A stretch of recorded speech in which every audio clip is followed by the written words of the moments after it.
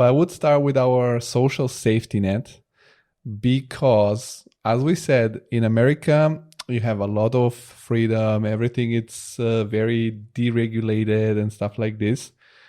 But also, man, like some topics that for us is like given for granted, like universal healthcare or unemployment benefits. What the fuck? Like they don't have much of that shit. I think that's the concept. In the US, you have way more freedom, but you're also on your own. So you're on your own to be great. You're on your own to fuck up. Don't expect anybody to give you a hand there. They do have programs to help poorer people, but they are way, way lower than here. The body of social programs in Europe is much more complete than in the US.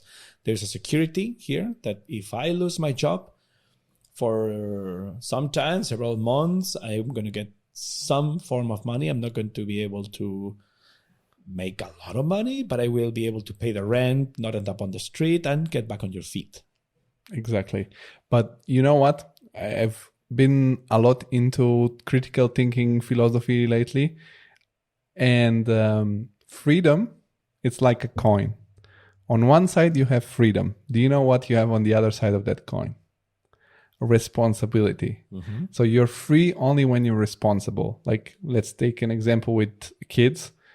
They buy a video game. You're free to play, but if you don't play responsibly, they take away your freedom. So in the States, they have this super concept of freedom. So they don't want the state to take away the responsibility of yourself to take care of stuff. Like they say, fuck off, state. You don't have to take my money and taking care of my healthcare, for example. I want my freedom.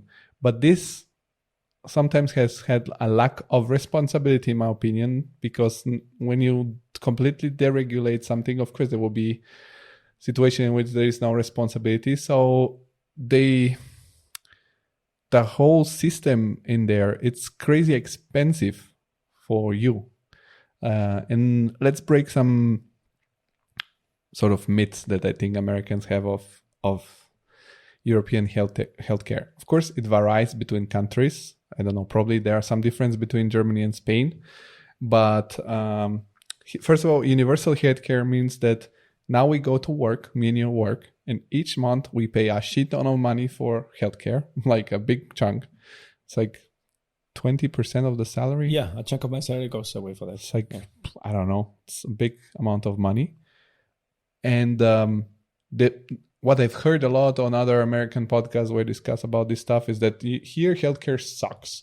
If you, for example, if you're a professional athlete, you go to the hospital and they treat you like you're a normal person. First of all, there is still a private system, guys. Like, yes, you can still go and pay a doctor and do stuff. This idea that in Europe, it's all public healthcare and it's shit. There is public healthcare. It's a discussion on whether it's health, whether it's shit or not. But there's always the private option. You can always pay in somebody and get the attention you deserve. This is for the richer Exactly. folks. If, for example, all the soccer players here in Europe that have some injury, they don't go to the hospital and wait for their turn to go into the hospital. They go to a private hospital where there's a very well-paid expert. They fly to the States. Sometimes they fly to the Netherlands, to Germany, to whether they are the biggest experts in the world in their injury, and they get it fixed. It is true that public hospitals in Europe in general, they work, the equipment they have, because they have funding from the government, then they have a lot of cash there, which means the X-ray machine, the MRI machine, they're going to be top-notch. They're going to be the best.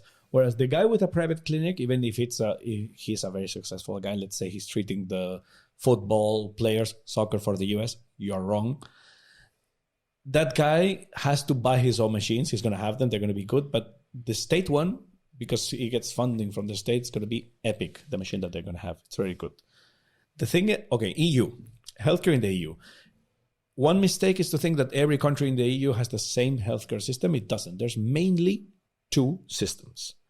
There's one called the beverage system. It started in the UK. And it's the system that they have in Spain, for example, I think Italy as well, and in the UK. The beverage system is a system where the state takes care of healthcare. So everything is paid by the state through taxes to the citizens. The system, full coverage, period. That's it. Good things, bad things from each system. This system, for example, has the problem that if, let's say, hypothetically, there was, let's say, a pandemic, for example, a virus, which a lot of people then cannot work, then the state cannot raise money for the system, which means it goes into debt, which at some point has to be bailed out or paid somehow. That is this beverage system. The other system is called the Bismarck, because it started by Otto von Bismarck, the Iron Chancellor in Germany. This system is kind of a hybrid between a more free market like the US one and the European one. This system works with insurance companies, which in a way, they belong to the state, so they're not fully private entities, but they compete between each other. And it has a sort of competition landscape between this insurance company. They are sort of safe because they belong to the state and they get funding, but there's an incentive to get more people to join their own insurance instead of other ones. This is more of a hybrid system. These ones, each one has a benefit, each one has a critique. The critique on these ones is that they tend to cheap out on some things. Like if you have a serious thing going on, they will treat you. I have a friend who, this guy had a very serious illness lately. They treat him quickly, they operate him, they put him straight into the operating table, they fixed him up, he's doing great now. Whereas if you have a minor injury, like let's say you have a sprained ankle or some little problem in your elbow, let's say, if you go to this system, you're going to suffer because they're going to make you wait for a few hours before they treat you because they know it's not life-death situation. That's the main system. Whereas in the US, it's more the jungle. Mm-hmm. You have all this capital incentivized systems where it's how much money can we pull out from people. And I have to say it, you guys are getting ripped off.